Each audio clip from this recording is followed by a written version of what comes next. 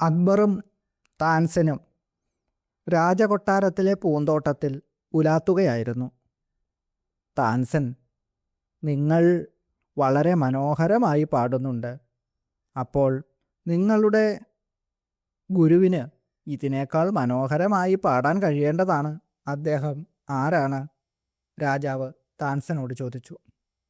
വരൂ പ്രഭു, കാണിച്ചു തരാം. പക്ഷേ കുറച്ചു ദൂരം യാത്ര ചെയ്യണം, താൻസൻ മറുപടി പറഞ്ഞു. അക്ബറും താൻസനും മരം വെട്ടുകാരുടെ വേഷത്തിൽ ഒരുപാട് ദൂരം യാത്ര ചെയ്ത് കാടിൻ്റെ നടുവിൽ ഒരു നദിയുടെ സമീപം എത്തി. അല്പം വിശ്രമിക്കാം എന്ന് അക്ബർ പറഞ്ഞു. പ്രകൃതിയുടെ സംഗീതത്തിൽ ലയിച്ച് അദ്ദേഹം മയങ്ങിപ്പോയി.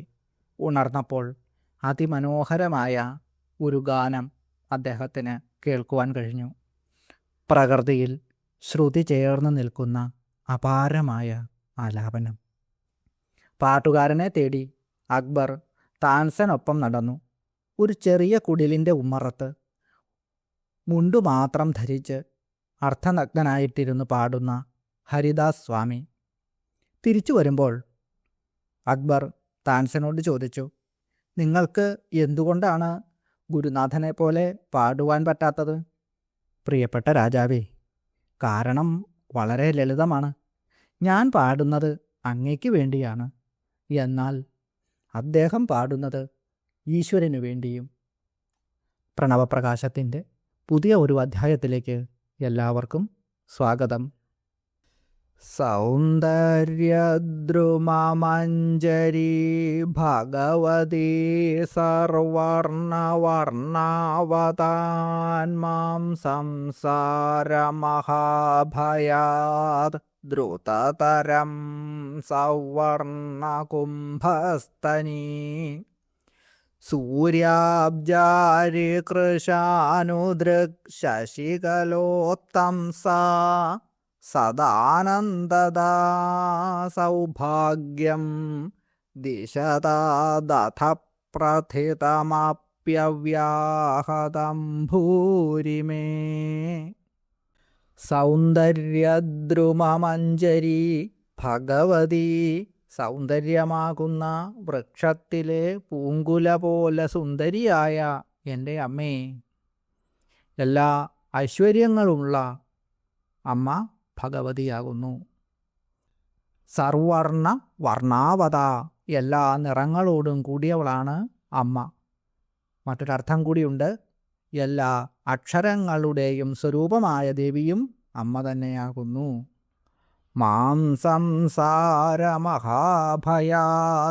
ദ്രുതതരം, എൻ്റെ അമ്മേ, എന്നെ ഈ സംസാരമാകുന്ന, അതായത് ജനന മരണ ചക്രമാകുന്ന വലിയ ഭയത്തിൽ നിന്നും എത്രയും വേഗം രക്ഷിക്കണമേ. സൗവർണകുംഭസ്തനീ, സ്വർണക്കുടങ്ങൾ പോലെയുള്ള സ്തനങ്ങളോടു കൂടിയ ദേവി. സൂര്യാബ്ജാരി കൃശാനുദൃക്, സൂര്യൻ, ചന്ദ്രൻ, അഗ്നി എന്നിവ അമ്മയുടെ 3 കണ്ണുകളാണ്. ശശികലോത്തംസ, അമ്മ ശിരസിൽ അലങ്കാരമായി ചന്ദ്രക്കല ധരിച്ചിട്ടുണ്ട്. സദാ ആനന്ദദ, സദാനന്ദദ, അമ്മ എപ്പോഴും ആനന്ദത്തെ നൽകുന്നു. സൗഭാഗ്യം ദിശതാത് അഥ പ്രഥിതമപ്യവ്യാഹതം ഭൂരിമേ, തടസ്സമില്ലാത്തതും അതിശ്രേഷ്ഠവുമായ വലിയ സൗഭാഗ്യം തന്നെ എനിക്ക് അവിടുന്ന് പ്രദാനം ചെയ്യണമേ. സൗന്ദര്യമാകുന്ന വൃക്ഷത്തിലെ പൂങ്കുല പോലെ സുന്ദരിയായ എൻ്റെ അമ്മ എല്ലാ നിറങ്ങളുടെയും അക്ഷരങ്ങളുടെയും അധിദേവതയാണ്. സൂര്യൻ, ചന്ദ്രൻ, അഗ്നി എന്നിവയാണ് അവിടുത്തെ 3 കണ്ണുകൾ. അവിടുന്ന് ചന്ദ്രക്കല ശിരസിൽ ധരിച്ചിട്ടുണ്ട്.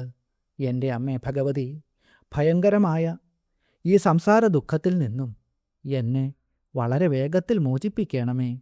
എനിക്ക് എപ്പോഴും ആനന്ദവും തടസ്സമൊട്ടുമില്ലാത്ത മഹാസൗഭാഗ്യവും നൽകി അവിടുന്ന് എന്നെ അനുഗ്രഹിച്ചാലും.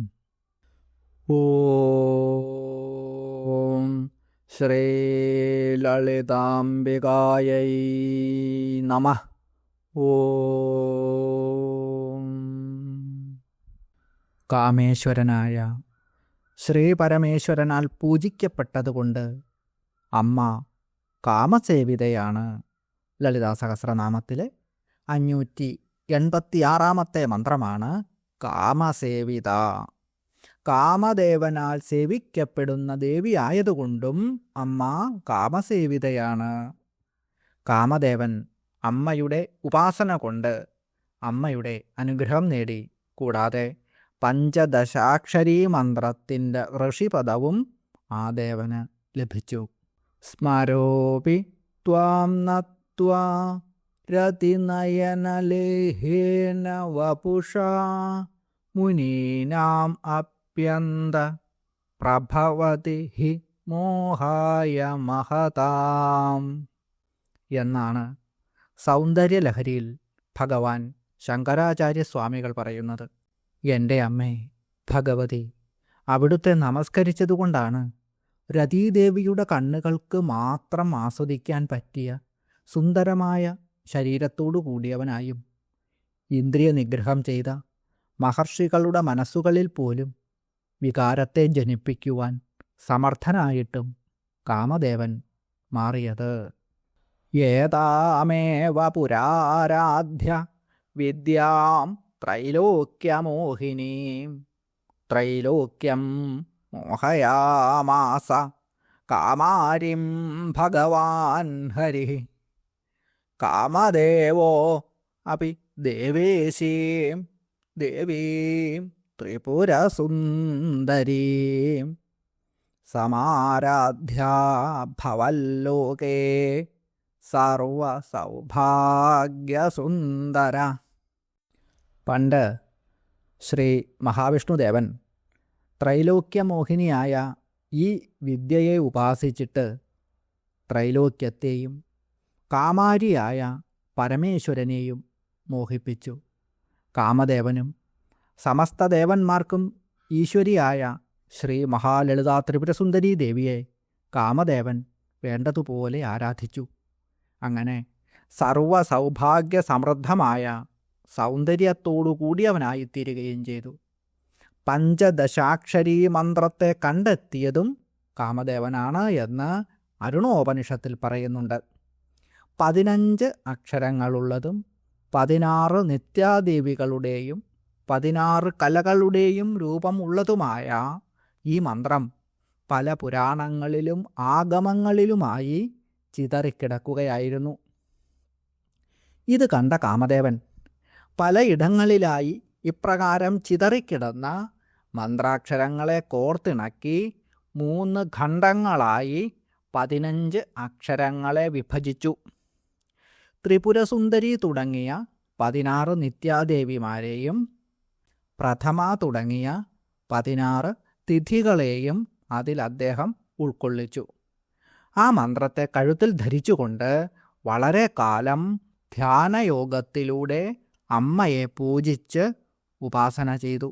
അങ്ങനെ കാമദേവന് പഞ്ചദശാക്ഷരീ മന്ത്രത്തിൻ്റെ ഋഷി എന്ന പദവിയും നേടുവാൻ സാധ്യമായി. അതുകൊണ്ടാണ് കാമസേവിത എന്ന് വാഗ്ദേവതകൾ അമ്മയെ വാഴ്ത്തുന്നത്. ഓം കാമസേവിതായൈ നമഃ. ഓം ഓം ഹ്രേം കാമസേവിതായൈ നമഃ. കാമദേവനാൽ സേവിക്കപ്പെട്ട കഥ സൂചിപ്പിക്കുന്ന മഹാദേവിയുടെ മന്ത്രമാണിത്. വളരെ വേഗത്തിൽ തന്നെ ആഗ്രഹസാധ്യവും സർവദോഷപരിഹാരവും നൽകാൻ കഴിവുള്ള മന്ത്രമാണിത്. സുന്ദരിയായ വധുവിനെ ലഭിക്കാനും അതുപോലെ സുന്ദരനായ വരനെ കിട്ടാനും ഈ മന്ത്രം മതിയാകും. ഉദിച്ചുയരുന്ന സൂര്യദേവനിൽ നോക്കി അതിൽ അമ്മയെ ധ്യാനിക്കുക. അങ്ങനെ ധ്യാനിച്ചുകൊണ്ട് ഈ മന്ത്രം കഴിയുന്നത്ര പ്രാവശ്യം ജപിക്കുക. തിങ്കളാഴ്ച ദിവസം രാവിലെ ജപിക്കുന്നതാണ് കൂടുതൽ നല്ലത്. ശ്രീ ഷോഡശാക്ഷരീ വിദ്യ. വശിന്യാദി വാഗ്ദേവതകൾ നമുക്ക് സമ്മാനിക്കുന്ന അടുത്ത നാമമന്ത്രപുഷ്പമാണ് ഇത്. ശ്രീ ഷോഡശാക്ഷരീ മന്ത്രം സ്വരൂപമായ ദേവി എന്നാണ് ഈ മന്ത്രത്തിൻ്റെ അർത്ഥം.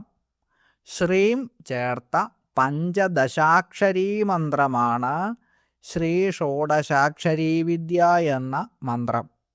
ഒരു ഗുരുനാഥൻ്റെ ഉപദേശത്തോടുകൂടി മാത്രം സ്വീകരിക്കേണ്ട മന്ത്രവിദ്യകളാണ് പഞ്ചദശാക്ഷരീ വിദ്യയും ശ്രീ ഷോഡശാക്ഷരീ വിദ്യയും.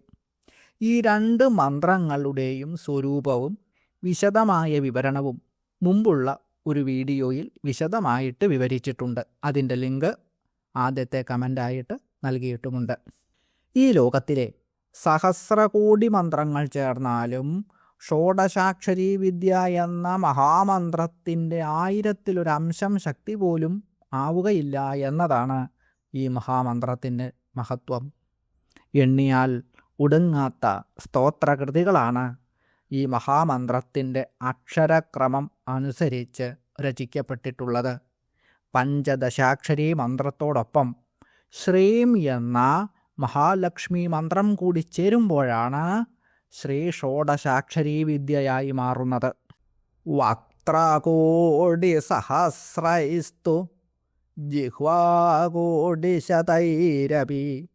വർണ്ണിതും നൈവ ശക്യേയം ശ്രീവിദ്യാ ഷോഡശാക്ഷരീ.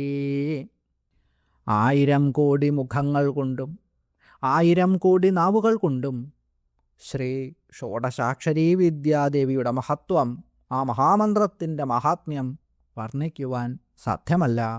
അത്രയും മഹത്വമുള്ള ഈ മഹാവിദ്യയുടെ സ്വരൂപവും പ്രയോഗരീതികളുമെല്ലാം ഉത്തമനായ ഒരു ഗുരുനാഥനിൽ നിന്നും അറിയേണ്ടതാണ്. ഓം ശ്രീ ഷോഡശാക്ഷരീ വിദ്യായൈ നമഃ. ഓം ഓം ഹ്രീം ശ്രീ ഷോഡശാക്ഷരീ വിദ്യായൈ നമഃ. കാമസേവിത എന്ന മന്ത്രം കൊണ്ട് കിട്ടുന്ന എല്ലാ ഫലങ്ങളും ഈ മന്ത്രത്താലും ലഭിക്കുന്നതാണ്. ശ്രീവിദ്യാമന്ത്രം എല്ലാവർക്കും ജപിക്കുവാൻ കഴിയുകയില്ലല്ലോ. അതുകൊണ്ട് ഈ മന്ത്രം അതിന് പകരമായി ജപിക്കാം. ശ്രീ ലളിതാ പരമേശ്വരീ ദേവി എല്ലാ സൗഭാഗ്യങ്ങളും നൽകി എല്ലാവരെയും അനുഗ്രഹിക്കട്ടെ എന്ന് പ്രാർത്ഥിച്ചുകൊണ്ട് അമ്മേ, എൻ്റെ അമ്മയുടെ ശ്രീപാദങ്ങളിൽ നമസ്കരിച്ചുകൊണ്ട് നിർത്തുന്നു. നന്ദി, നമസ്കാരം.